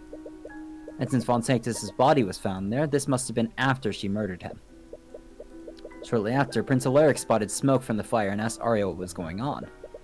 Arya responded by using an unknown transmutation spell to incapacitate him. To think they would use her to attack the prince as well. Luckily, the effects of that spell were only temporary, and Alaric came out unharmed. After this, the patron used Arya to murder Sybil at 2:15 p.m. She brought Sybil's body to the westward balcony, where she dumped it into Lake Galagrind. High Speaker Archaeus witnessed this, but he wasn't aware of what she'd thrown off the balcony until much later. Who knows? The High Speaker thought this encounter was strange, but he continued with his business. He headed to the prayer room, but he was turned away by the knights standing guard there. Which would make sense if they The knew knights that were Pierce was in there. standing guard there. Why would they stand guard in front of a prayer room? Yeah. Meanwhile, Celeste and I were talking to Lord Pierce. Why would there need to be nobody else in that room? Aster, my boy, it is not looking good for you. When we showed up for the meeting earlier, he was clearly expecting someone else to show up. We tried to get to the bottom of what was happening, but he refused to answer our questions. And at about 2:20 p.m. we heard a commotion outside. Celeste went to investigate. And that's when Celeste fought Arya. The patron's target was Garrick Pierce, but Celeste was too powerful to neutralize. They fought each other for about 15 minutes before Arya was finally able to push past her. During their fight, the Empress sent Beatrice into the prayer room. She probably made Beatrice invisible to move undetected. She then used her to cast a sleep spell on Pierce and me to knock us out. I remember checking the time close to when this happened. This must have happened at 2:30 p.m. If your testimony is correct, Beatrice Frege was actively used in this plan. Yes, and considering how quickly the massacre unfolded, the Empress must have coordinated with the patron. They probably planned how they would use Beatrice and Arya to carry out the murders. Anyways, after Beatrice knocked us out, Arya finally pushed past Celeste and entered the prayer room. And before Celeste could chase after her, she had already murdered Pierce. Arya and I were already unconscious by the time Celeste entered the room. The patron had already achieved their goal of murdering the three nobles. So she probably fell unconscious after they released their control over her. Arya and I regained consciousness shortly after. That's when the Inquisition arrested her for the murders. Lord Pierce was one of the victims. Your meeting clearly had more significance than I'd realized. So tell us, Cuthbert, what was your discussion about? It's fine. You can tell them. Alright, as long as it's okay with you. For the past few months, Celeste and I have been investigating who her birth parents are. I recall receiving many complaints about her during the Lord's Ball. Supposedly, Garrick Pierce had the information we were seeking. That letter he sent us said that he wanted to trade this information for his freedom. I assumed this meant that he wanted me to be his attorney. Do you honestly expect us to believe that? Why would he ask for help from the attorney who indicted him in the first place? We thought the same thing. And when we arrived for the meeting, it was clear I wasn't the intended recipient. This means that Pierce sent that letter to someone else. You better not be lying to us, Cuthbert. Frankly, I don't much care if you believe me. Regardless, if we examine every action Arya took, we can build a psychological profile of the patron. I will give you that. To begin, the defense would like to call the Inquisition commander to the stand. His testimony might shed some light on how Von Sanctus and Sybil died. Despite all these witness accounts, we still only know how Pierce was murdered. Yes, he was impaled using a blade magically frozen from his own blood. In a grim sort of way, it's almost poetic that he died the same way Flintheart died. But you doubt that will give Celeste any kind of closure.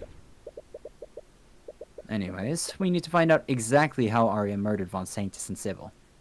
Dude, you need to be careful. There's like debris on that table. He doesn't fucking care. You sure you don't want to clear that off before you start slamming your hands down? He's a Celestial. He's a Celestial. He must be immune to that sort of shit. Okay, whatever. The massacre was swift and efficient. It must have required a lot of forethought and coordination. If we figured out who might have had this knowledge, we might be able to find out who did this. I see. That sounds as good a plan as any. Kingsguard, escort Commander Orm White to the witness stand. Fuck, this is me again, isn't it? Yep. Yep. Christ. Okay. Witness, please state your name and occupation. It's in the like the ancient city of Luden.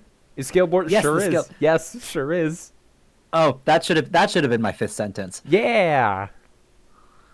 Oh well.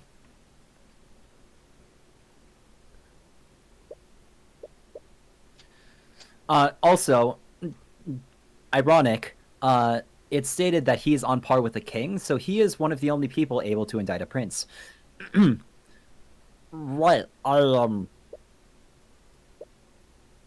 Commander? I'm sorry, I just can't do this. How am I supposed to act like this is normal? A giant lizard is standing right behind me! Calling me a lizard is highly offensive, Commander. Sorry, your skilled lordship, sir. Commander, just try your best to testify about what happened. Yeah.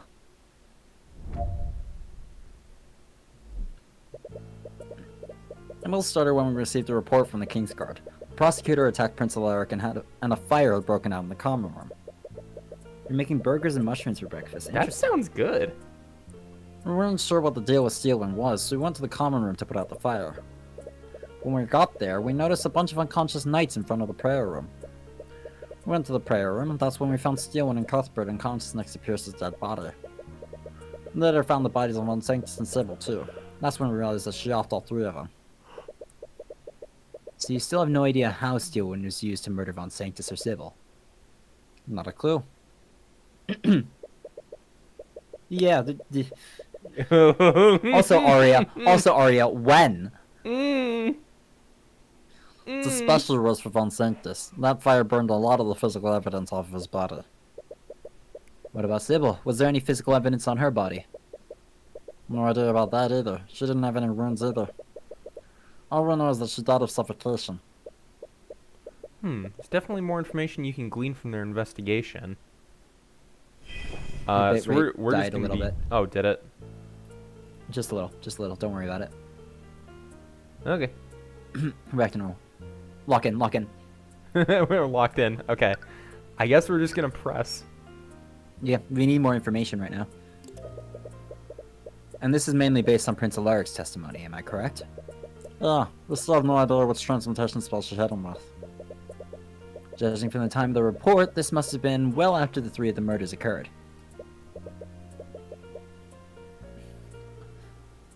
Well, it was unfortunate how that played out.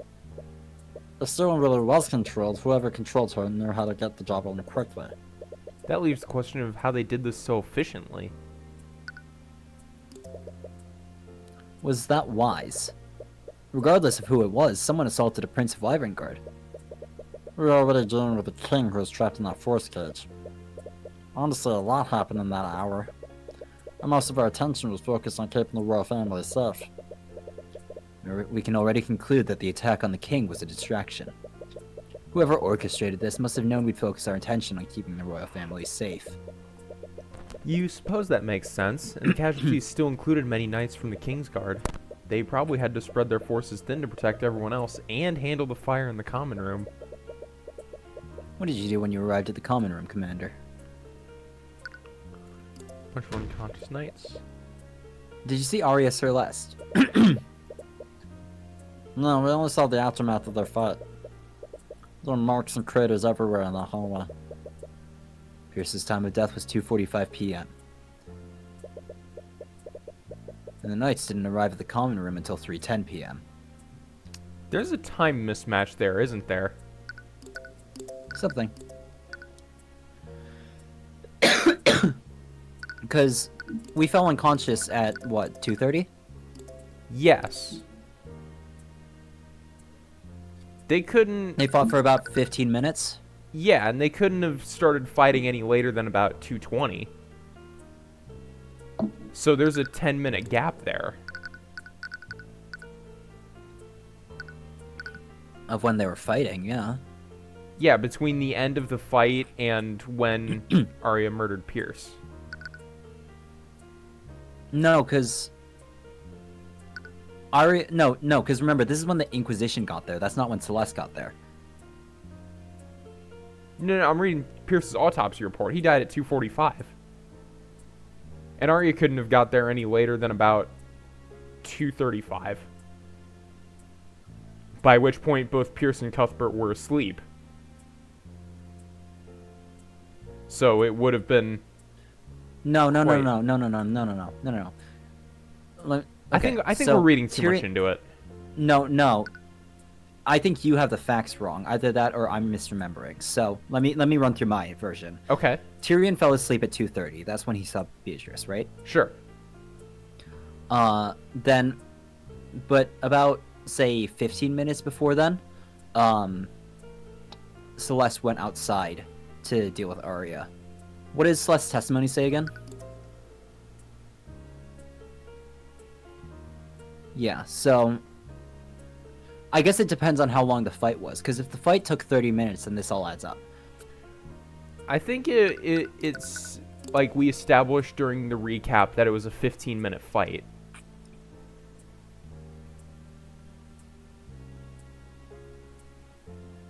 Just scroll down back to the...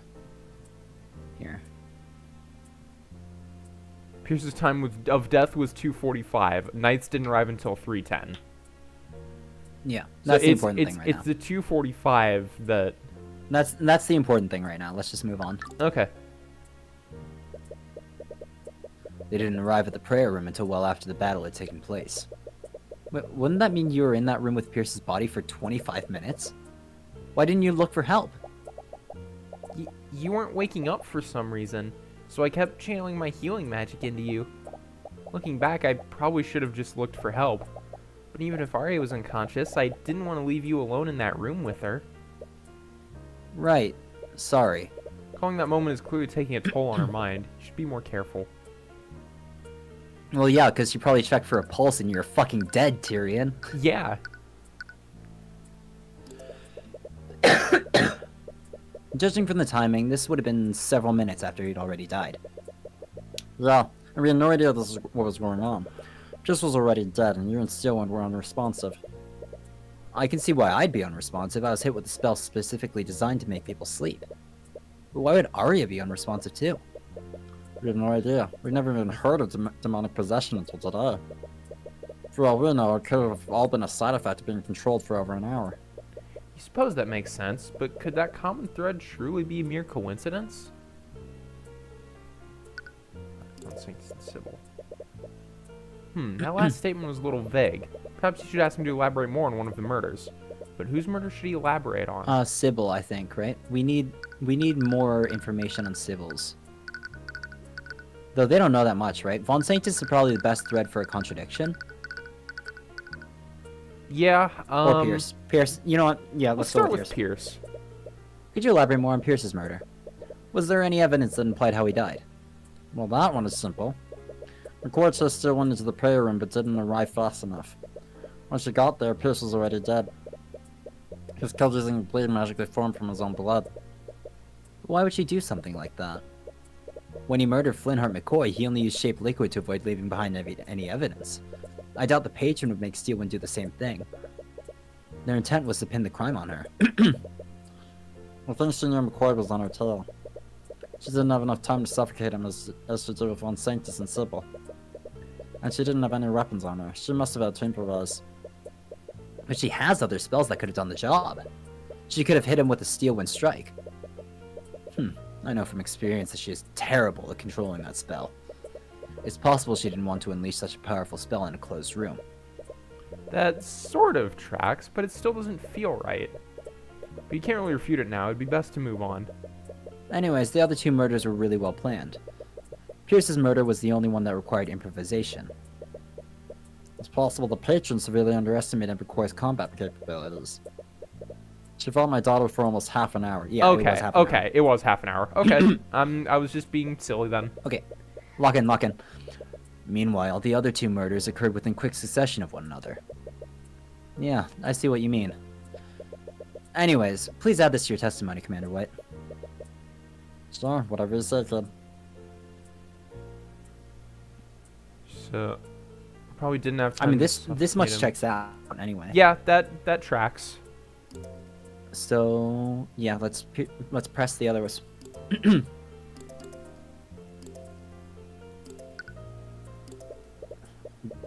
Which is strangely similar to how he murdered Flintheart McCoy. Lord Pierce was one of the targets of the patron. It's likely they knew about what happened during the McCoy trials and drew inspiration from that. Still, though, it seems awfully creative for something that they came up with at the moment. Well, don't the legends say that demons engage in contrapasso? Okay, ignoring I don't know what that word means. I just want to look at Arya's compendium real quick. I didn't. Isn't? I mean, Firebolt's pretty easy. Yeah, no. Contrapasso is like, it's eye for an eye. Like, it's a punishment that resembles the original crime. Okay.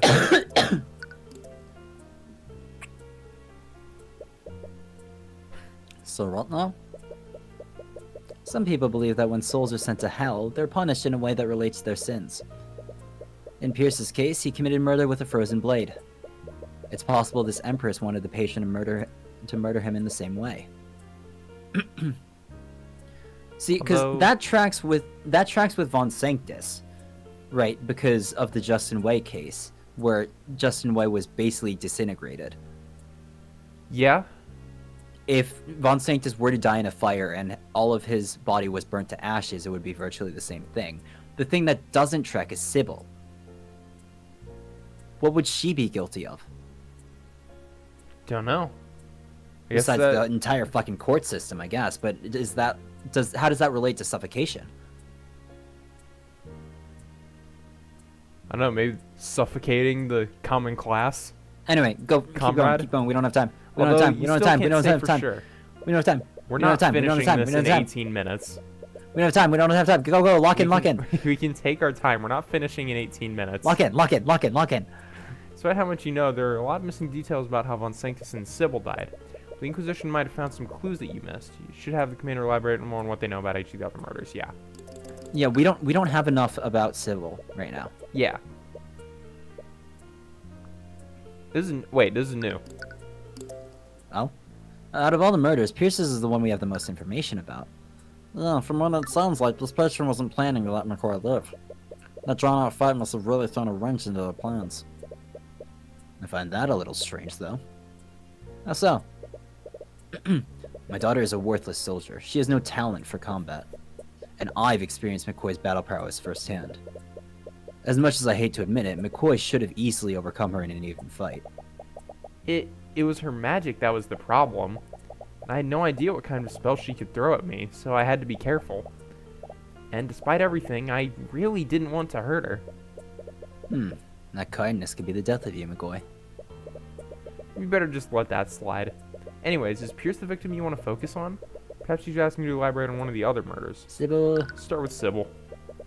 Could you elaborate more on Sybil's murder? Was there any evidence that implied how she died? Using our divination magic, we know she died of suffocation.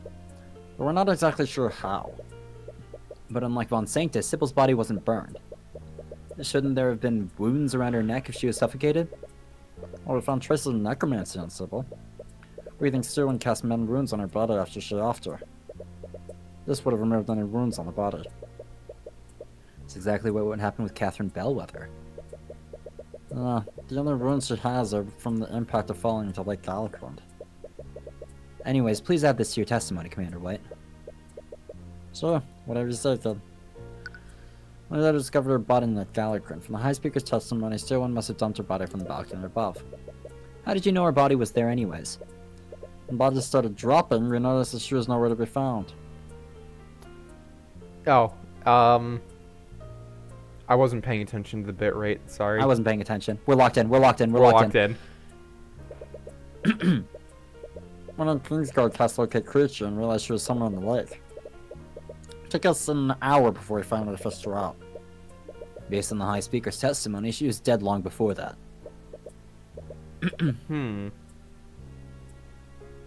Okay. I think we should just press everything in case it's a flag where we have to press everything. Yeah. Oh. And since someone cast mend wounds on the body, we'll never know. Yeah. Or we still don't know how. Well, it's gonna be a real headache for them, I don't. Compelled to agree with him. No one saw the murder. High Speaker only witnessed the moment Arya dumped the body, and even he didn't see that much. Anyways, is Sybil the victim you want to focus on? Perhaps you should ask him to elaborate one of the other murders. Yeah, the Von Sanctus. Could you elaborate more on Von Sanctus' murder? Was there any evidence that implied how he died? Like I said, it's trickier with Von Sanctus because the fire partially burned his body. And her divination magic would only tell that he died of suffocation. But smoke inhalation would be poison, right? Yeah. I see, so there's no other physical evidence. Well, there is one thing. From his burn marks, we do know that he was hit with a firebolt before he died. I'm guessing she wanted to weaken him before she dealt the final blow. So he took a direct attack from her before he died. Anyways, please add this to your testimony, Commander White. Sure, whatever you say, kid. From the burns on his body, she must have hit him with firebolt to keep him from getting away. He didn't have any... Force cage. Yeah, no. It's force cage. This is it. Yeah. This is it. Force cage. That one. Objection! That's strange. What is it now? Commander White, you said that Steelwind attacked Von Sanctus with a firebolt before she suffocated him. Yeah, she probably wanted it to injure him so he'd be easy to subdue. That's what I find strange. Von Sanctus knew he was under attack. So wouldn't you cast Force Cage to repel her? I guess that's true. Von Sanctus was hardly a warrior, Cuthbert. Force Cage is an extremely useful spell, but it has to be aimed. He was hit with a firebolt, and he must have been in immense pain. I doubt he'd be able to think clearly under those circumstances. I normally agree with you. The crime scene tells another story. What do you mean, Mr. Cuthbert? What implies that Von Sanctus cast force cage? Do we have... oh, geez. Yes, we should. Trace of abjuration there. Oh, yeah. Yeah, that one. Oh, yeah, the area within the square. That's what I was looking for. When we investigated the crime scene, we found traces of abjuration magic that formed a perfect square around the body. I'm sure if we measured the dimensions of that square, it would be 10 foot by 10 foot. Which is the same length and width as the cube created by Force Cage. Like you said, he was in no shape to aim it. So he cast Force Cage on himself to create a makeshift barrier. Nonsense. If Von Sanctus had cast Force Cage on himself, he should have been protected from further harm. The defendant wouldn't have been able to suffocate him after that. Perhaps there's some way to bypass Force Cage. And once again, your ignorance of the arcane arts is made apparent. Force Cage is one of the most powerful abjuration spells in existence. It can't be dispelled, and no one could teleport into or out of it. Right. Aster was also trapped in a Force Cage, and he had to wait for the hour duration to elapse. So how did Steelwind suffocate him? Wait. If Force Cage is a perfectly closed space, is it possible that he ran out of air? That would be a glaring weakness. House Von Sanctus obviously designed that spell to allow oxygen through the barrier. And before you ask, poisonous gases can't be pushed through the barrier either. But if the fire burned all the oxygen... Yeah. Only oxygen can travel through it. Right, and even if they had used poisonous gas, the autopsy report wouldn't have said that he was suffocated. How did Arya suffocate Von Sanctus? Only oxygen can travel through the bounds of a force cage, so how did Arya suffocate Von Sanctus despite that? Von Sanctus, the fire consumed all the oxygen inside the cage. Or in the common room. Yep. Yeah. Force Cage is specifically designed to allow oxygen through its barrier. But what if there was no oxygen left in the room? No oxygen. Ah, I see. It was the fire in the common room. The patron knew Arya couldn't harm Von Sanctus once he was in that force cage, so she started a fire to eat all the oxygen within the room. That also explains why the entire room was scorched. Yeah. Arya Steelwind attacked Von Sanctus with a firebolt in the common room. He reacted by casting Force Cage to protect himself. Seeing that she couldn't break through it, she started a fire to eat all the oxygen in the room. Von Sanctus was probably helpless as he suffocated from the lack of oxygen. What a way to go. That's a really terrifying way to die. What a way to go. Fucking deserved it though. Yeah. It's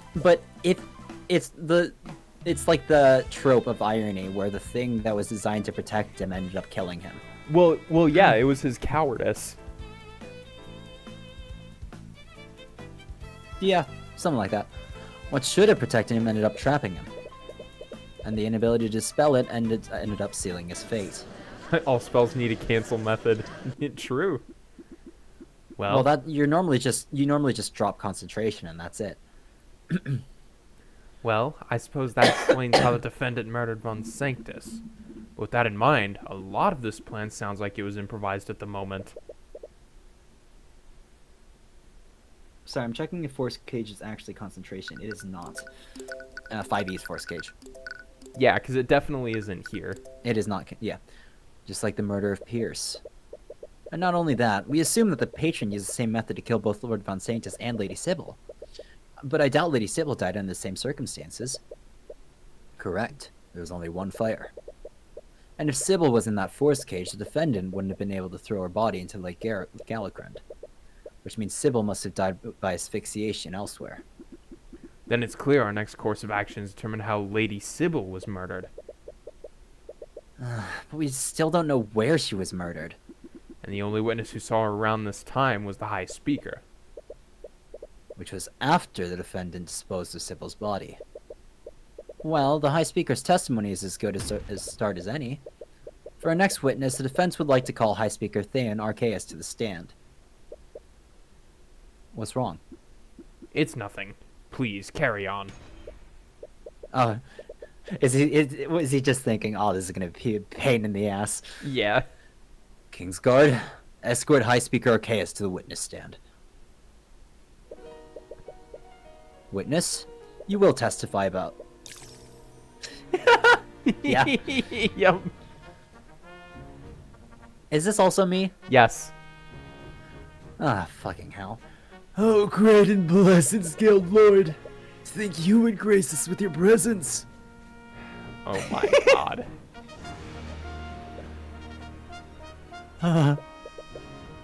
Forgive me, Lord Rathelion. I spoke out of turn. He must think I'm an arrogant fool. Wow. Looks like the witness is schmoozing the judge for once. How many times do I have to tell you people that I'm not a god? Yes, I revere and serve the god of dragons, but I'm not Bahamut's avatar. But you're the Scaled Lord. I'm just a dragon. I'm not even a powerful one. I'm not a deity. This humility. That's exactly what Bahamut's avatar would say. I swear to God. Even swears by the god's name. Lucio, please handle this. Perhaps another approach is warranted. High Speaker Archaeus, the great and powerful Rathelion calls upon you today. We require your... You require my blood? Of course. I will gladly give my life for the Scaled Lord. I mean, he's nothing... They have the same expressions when they're shocked, too. Yeah. He's nothing if not devoted. What? No. Like father, like daughter. Of course, my blood could never be enough. Would you just let me? I will do as you wish, my lord. It might take some time, though. I'll need some time to gather some followers. Is he proposing a mass? Is he proposing a mass suicide ritual? Cult. Oh my god.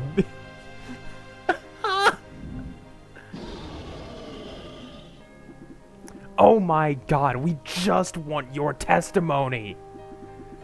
Just tell us what you saw when Miss Steelwind was at the westward balcony yesterday. Oh, I see. He's so. Is he just? Is he just? Do you have some issues, man? Do you need to talk?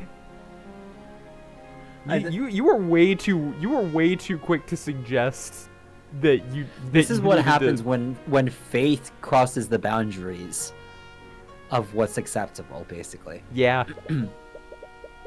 If that's what you truly wish, my lord. Seemed disappointed. Are we just gonna ignore how ready he was to commit mass murder? Yeah, the scale board simp. Yep. Be quiet, we just called him to calm down.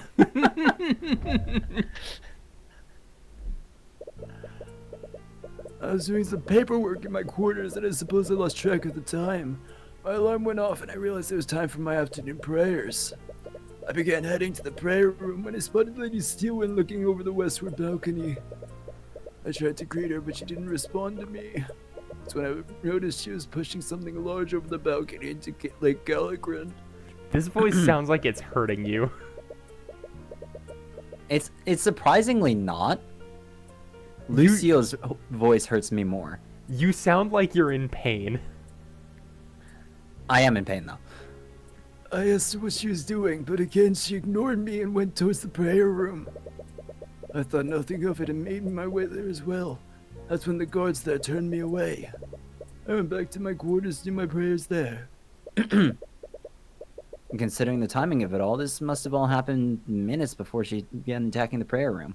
I don't know if you've noticed, but basically after streams, whenever I, after Cuthbert streams, because I generally do voices that are lower than my normal pitch, my normal voice just down pitches for the rest of the night. Wow. Yes, I consider myself lucky. The Scale Lord must have graced me with divine luck. Please, just stop. Considering how quickly she was moving, there has to be a reason why she waited there. Was she waiting for the High Speaker to leave? Perhaps you should closely examine the timing of these events. I mean, this must have happened before the attack. Okay, we'll go through it, we'll make some thoughts, and then we'll end.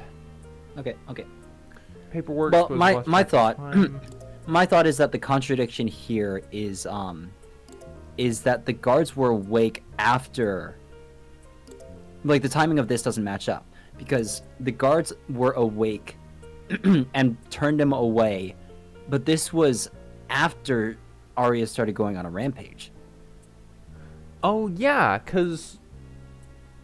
Huh. Because if we There's take a huge things time as mismatch here. if we take the words as it said, this is when she was disposing of the body. Yes. Can you bring up his testimony in evidence? Here.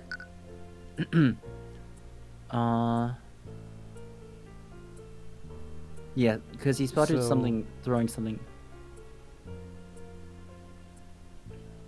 But then he was Unless- on his way to 'cause the I prayer just- room.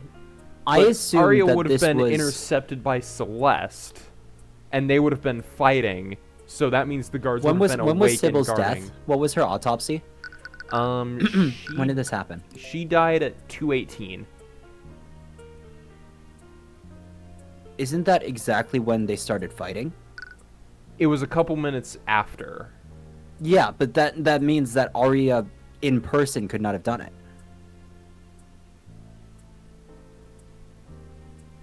What's Arya's spell not- compendium again? I'm not So following. I'm forming something. I'm not following at all.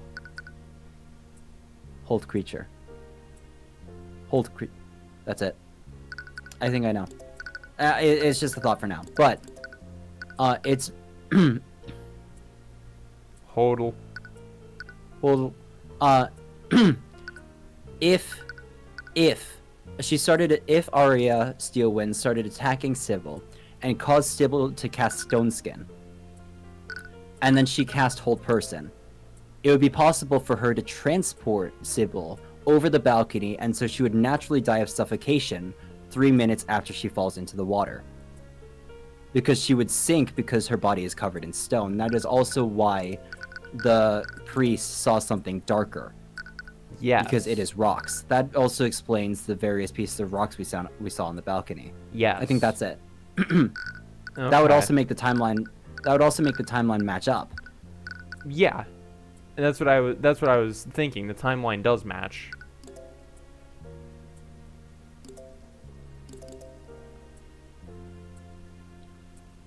Ignored.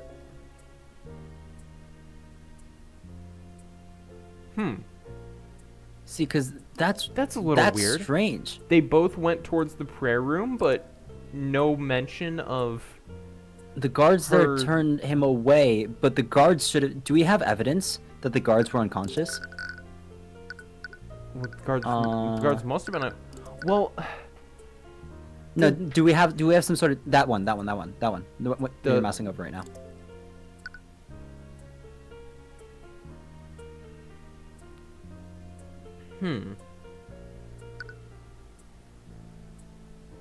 Unless it's Celeste's testimony. It has to be Celeste's testimony, yeah, right? because Yeah, no, that's it. I think we have to present that. okay. I mean, if the music stops, we're right, and if not, we'll just leave it for later. Honestly, I think we leave it because I'm not sure. Because my main question is, well, no, yeah, I guess it would be Celeste's testimony. Yeah, because the guards is the main sticking point here. Objection! No. Nope. All right. Then we leave it off here.